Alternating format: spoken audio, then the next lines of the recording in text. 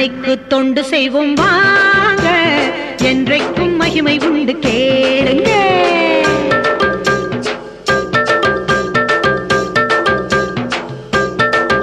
நம்ம அன்னைக்கு தொண்டு செய்வோம் வாங்க, என்றைக்கும் மகிமை உண்டு கேளுங்க. அலே விளைகின்ற வேதனைகள் திரு தொண்டாலே விலகிவிடும் பாருங்க. இதியாலே விளைகின்ற வேதனை திரு தொண்டாலே விலகிவிடும் பாருங்க. நம் அன்னைக்கு தொண்டு செய்வோம் வாங்க, என்றைக்கும் மகிமை உண்டு கேளுங்க. நம்ம அன்னைக்கு தொண்டு செய்வோம் வாங்க, என்றைக்கும் மகிமை உண்டு கேளுங்க.